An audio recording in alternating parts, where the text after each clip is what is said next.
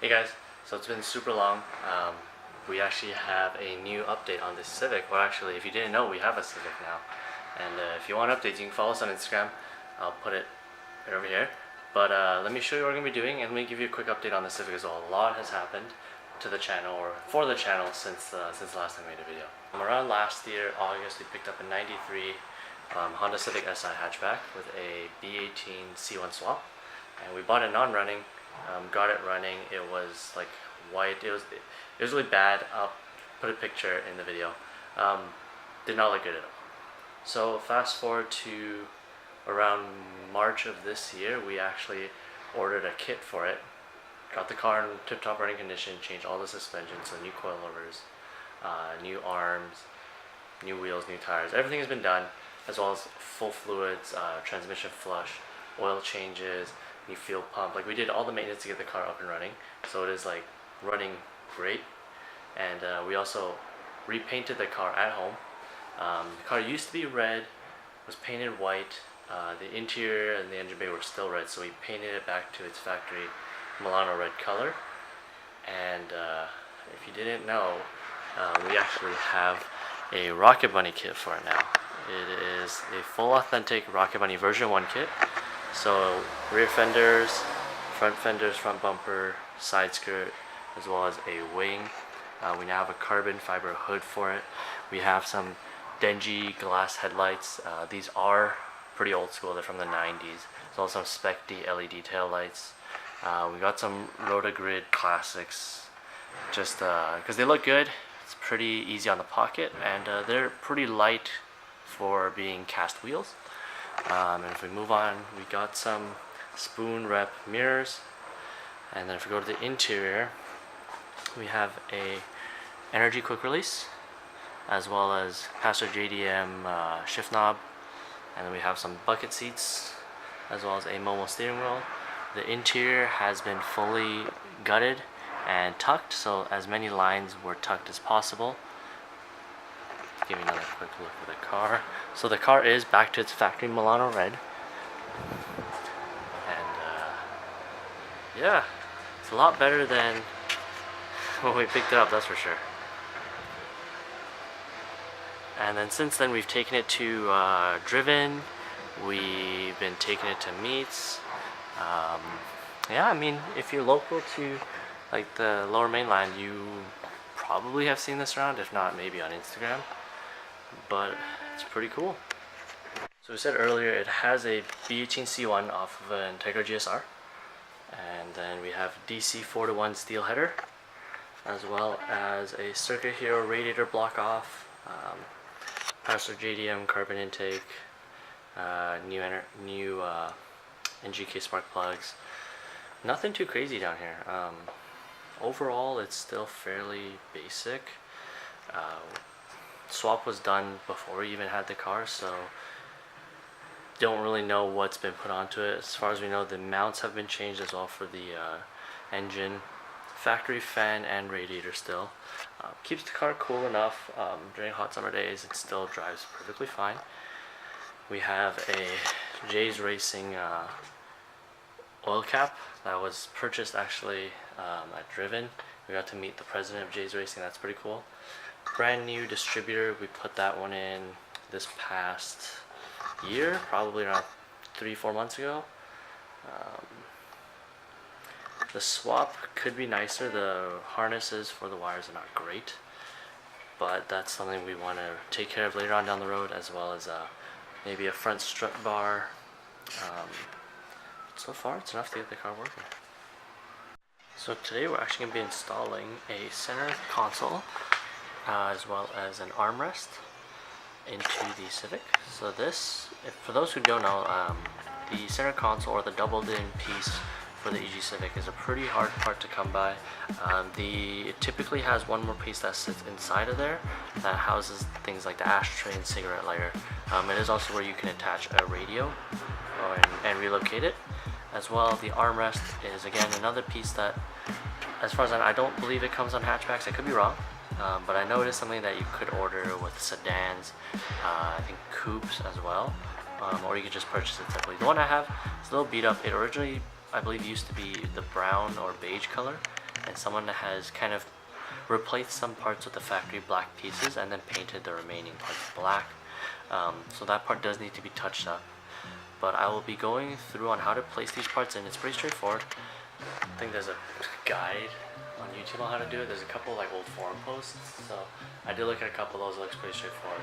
We're gonna step inside the car and then we'll go from there, and I'll tell you what tools you're gonna need and that kind of stuff. So for those who don't know, you first want to start by removing this cap.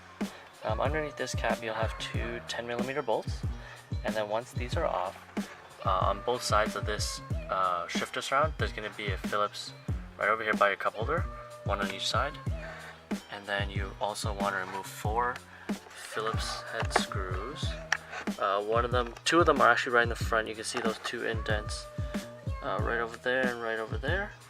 And then on each side, lower down around this area here, you should have 2 Phillips screws, one on each side as well. Take all that out. You are going to also need to take your shift knob off. Once that's off, this whole assembly can be lifted out. So I will catch up with you guys as soon as I have all that done, and I'll give you a closer look.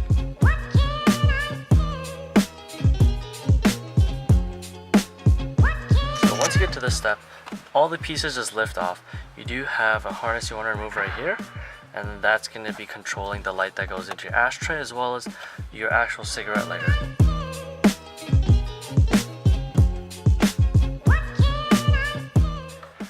Alright, so once you have that piece off, you do want to grab your new dash piece. This one is almost the same piece, however, there is no cup holder here. This is a metal bracket that the double din attaches to. This is a part of the kit if you were to purchase it new. So we have 4 screws that attach this to what was the cup holder, and then on here there will be 2 more bolts for you to attach the actual double din frame to. So to actually put this on, just lay it down and then feed the boot through your shifter there, and then once that's in place, there is going to be the 2 Phillips I talked about earlier. These ones do sit near the front, so let me grab those. And I'll give you a clearer view once we have all those in. So this is that frame I was talking about earlier where it holds your cigarette lighter and ashtray. So it is a metal frame that bolts onto where the cup holder used to sit. So once you have this on, let me see if I can get this in one hand. It would just sit kind of right inside there like that. And then just behind here, 2 10mm attached from here and here onto the metal plate that is on the center console. So I'm going to put that on and show you how it looks with the cables connected and everything done. Excuse the camera quality, and if the mic sounds any different as well, my camera actually ran out of battery, so I'm going to pick it up using just my iPhone. It's not great, but it'll work. So once you have the 2 10mm down there, it's going to be very dark here, but once you plug this harness in, the ashtray light should now work, as well as your cigarette lighter will also work. Once this is done, we'll move on to the next step. Next, you're going to want to grab your frame that does go over your double din, and this one is attached via 4 screws along the sides, and then it just slips over this cover.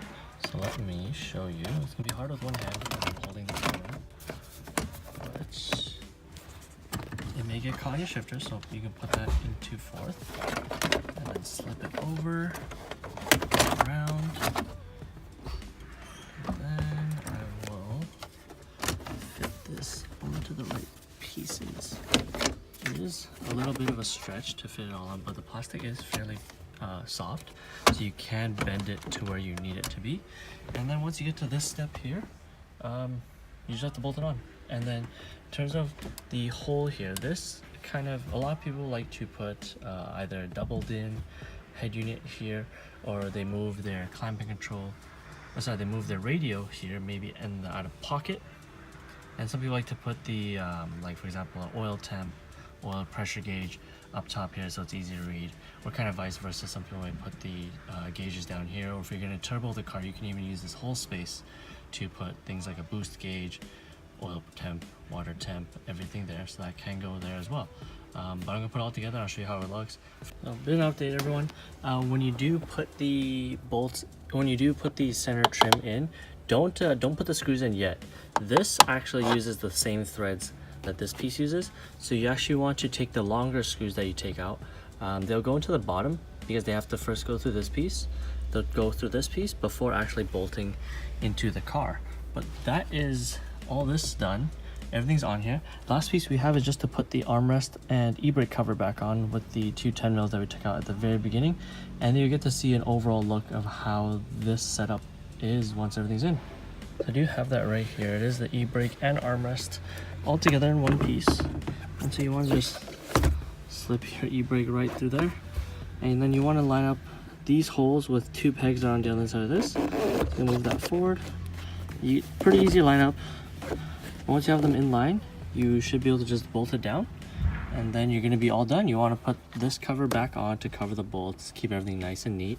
And then if you have your cigarette cover, you can put that in here. Again, with this big gap here, I am going to be putting a doubled in here. However, it's not wired, and I believe you may need to drill into that metal frame we put in earlier to actually install the doubled in. So for the time being, I will leave it as a gap. It's not going to look great, but it just means that there will be more videos in the future on how to put a doubled in here. Hey guys, thanks for tuning in. So that was the install. If you have any more questions on how the process goes in a little more detail, if I missed anything, just leave a comment down below. We'll get back to you as soon as we can as well. If you want more information on the build, where we're going with it, or what it currently has, again, leave a comment down below. We can also answer DMs via Instagram, and we'll get back to you as soon as possible, and we'll make sure we update the build better as we go on.